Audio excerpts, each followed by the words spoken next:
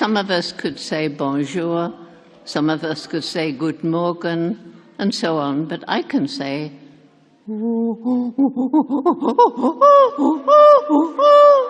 that's good morning in chimpanzee.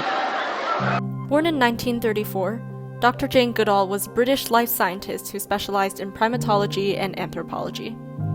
As a young girl, she was captivated with her collection of the Dr. Dolittle books and the beauty of African wildlife as portrayed in Tarzan. And she was equally smitten by Tarzan. I read Tarzan of the Apes and fell in love with him. And I was very jealous he married the wrong Jane. Though she had always harbored a deep love of nature, reading about the rich biodiversity of Africa was the moment she decided. One day, she was to go to Africa and live with the apes. Today, Goodall is famed globally for her numerous groundbreaking revelations regarding evolutionary relationships between humans and primates, which was a product of her equally renowned 20-year-long immersive study of chimpanzees in the Gombe Reserve of Tanzania. Goodall had achieved her childhood dream, but it was not always easy.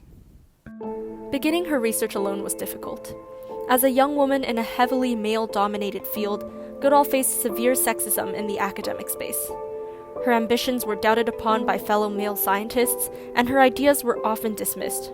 Most believed she would not understand the nuances of science because she was just a girl. Furthermore, Goodall's financial background meant that she was unable to afford to attend college and receive a degree, which further invited disputes over her scholarship and belittlement of her discoveries. Beyond logistical burdens, when Goodall was finally able to conduct her study, largely thanks to paleoanthropologist Louis Leakey who recognized her potential, she faced resistance against her findings too. One such example is when she noticed that David Greybeard, the first chimpanzee to have trusted and approached her, possessed the knowledge of making tools and was using grass stems and leafy twigs to extract termites from a nest. Toolmaking, at the time, was considered a defining characteristic of humans.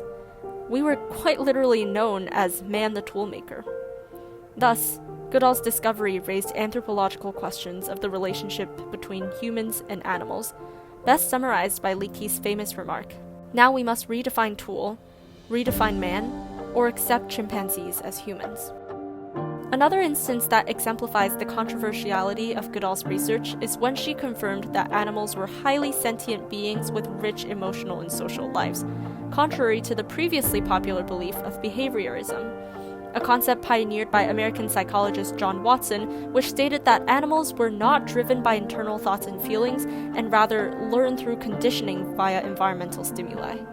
Notably, Goodall observed Flint, a chimpanzee whose mother, Flo, passed away.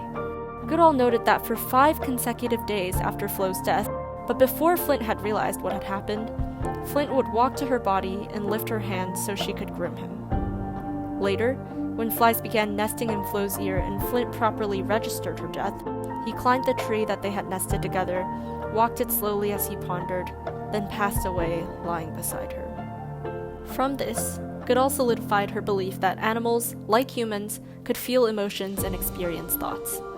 Although this realization was originally rejected by scientists who echoed the popular opinion, you can't talk about the chimpanzee's personality, the mind capable of problem solving, or the emotions because those are unique to us humans, Goodall's research eventually proved that we are more anatomically and neurologically similar to chimpanzees than we had initially believed, ultimately challenging the notion that humans are inherently superior to animals. In this way, Goodall's research placed humans and animals as equals, which demanded a broader re-examination of how we, as humans, relate to and treat animals. In addition to her findings, though, Goodall's scholarship was also greatly contested due to her methodology. One main point of contention regarded the unorthodoxy of Goodall's long-term immersion in a natural environment to observe behavior. Such a way of deriving scientific conclusions was never before seen at the time and significantly contradicted the commonly held belief among the scientific community that, quote, good science must be defined by accurate quantitative measures. Moreover, having always felt kinship towards animals, and she often credited her childhood dog Rusty for instilling this sentiment, Goodall conducted her studies by humanizing chimpanzees. Specifically, instead of numbering chimpanzees as one conventionally would to the subjects of study, Goodall named them, ascribing to them a sense of identity. Instead of writing down merely objective sentences in her observations, Goodall used an anthropomorphic lexicon, including words such as handsome or loving, to illustrate the chimpanzee's behavior, portraying their sentience. But as these methods infused empathy and emotional connection with study subjects, they were deemed highly unscientific, incompatible with the traditional standards of good science, and hence unacceptable. Yet, in the face of such resistance against her scholarship, Goodall stood by her values. In fact, she felt that her research would have had far less resonance scientifically or emotionally if she had just referred to the proud and confident chimp known as David Greybeard by a number, as was the usual practice. And indeed, she was right, because today, she is lauded as one of the most influential figures in anthropology and life sciences, recognized for her high standards of methods and ethics in behavioral studies, which have only been increasingly adopted since she pioneered them decades ago.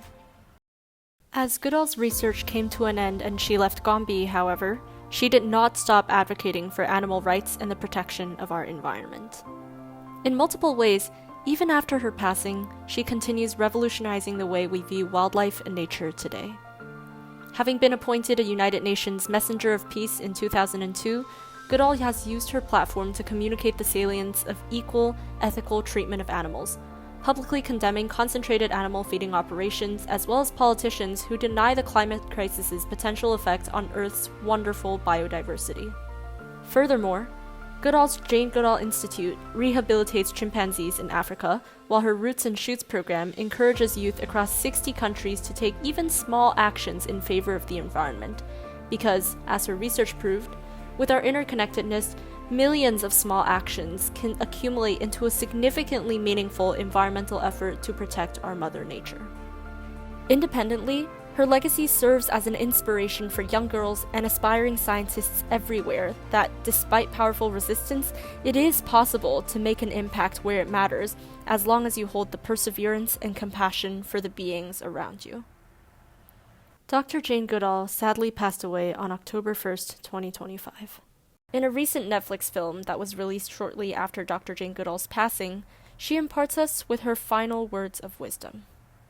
I want you to think about the fact that we are part, when we're on planet Earth, we are part of Mother Nature. We depend on Mother Nature for clean air, for water, for food, for clothing, for everything. And as we destroy one ecosystem after another, as we create worse climate change, worse loss of diversity, we have to do everything in our power to make the world a better place for the children alive today and for those that will follow. You have it in your power to make a difference. Don't give up. There is a future for you. Do your best while you're still on this beautiful planet Earth that I look down upon from where I am now. God bless you all.